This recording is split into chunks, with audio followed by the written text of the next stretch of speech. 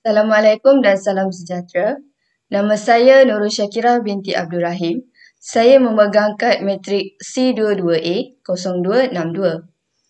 Hari ini, saya akan membentangkan mengenai program pelajar dalam enterprise.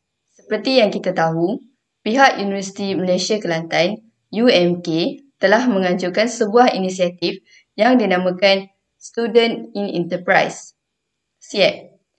Melalui program ini, setiap pelajar diwajibkan untuk memilih serta menjalani latihan praktikal di sebuah syarikat keusahawanan yang berdaftar dengan Suruhanjaya Syarikat Malaysia SSM selama tempoh 2 minggu iaitu 14 hari. Matlamat utama penganjuran program SIEP ini adalah untuk memberi peluang kepada pelajar untuk memperoleh pendedahan secara langsung mengenai dunia keusahawanan. Jadi, untuk memenuhi syarat program ini, saya telah pun menemui sebuah syarikat yang mempunyai SSM iaitu Syarikat Nadia Mat. Nadia Mat merupakan sebuah kedai serbaneka moden yang memfokuskan kepada jualan seperti makanan dan minuman daripada buatan Muslim dan juga bumi putera. Perniagaan ini menawarkan pelbagai produk jualan seperti makanan sejuk beku yang mentah, minuman, kudapan dan juga barangan runcit.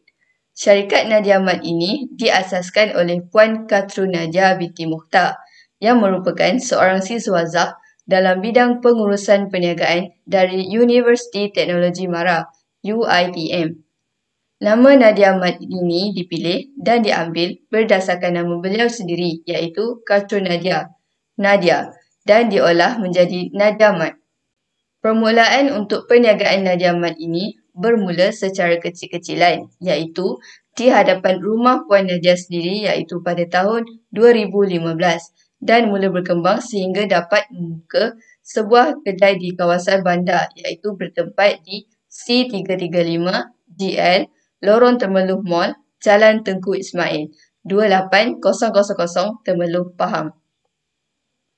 Melalui pengalaman sepanjang saya bekerja di Nadia Mat, saya mendapati bahawa saya dapat menguasai kemahiran multitasking bersistem, iaitu saya mampu melaksanakan pelbagai tugasan pada masa yang sama seperti mengurus pembayaran pelanggan, membuat penerimaan barang secara online dan fizikal serta membuat pengiraan stok bagi setiap barangan yang ada di perniagaan tersebut. Selain itu, saya juga memperolehi kemahiran mengekalkan keseimbangan antara kepantasan dan ketepatan. Contohnya, semasa saya melakukan transaksi jual beli serta semasa saya melakukan proses penerimaan stok, iaitu daripada menerima produk daripada supplier sehingga produk tersebut disusun pada rak yang telah disediakan. Secara keseluruhannya, bagi saya, program ini sangatlah wajar dilaksanakan kepada setiap pelajar kerana ia memberi peluang kepada pelajar untuk merasai pengalaman sebenar bekerja dalam sebuah perniagaan serta dapat mempersiapkan mereka dengan pengetahuan praktikal yang boleh digunakan selepas tamat pengajian. Program ini bagus kerana mampu membina keyakinan pelajar dengan mendedahkan mereka kepada dunia pekerjaan sebenar dan dapat membantu mereka menjadi lebih bersedia menghadapi cabaran pada masa akan datang.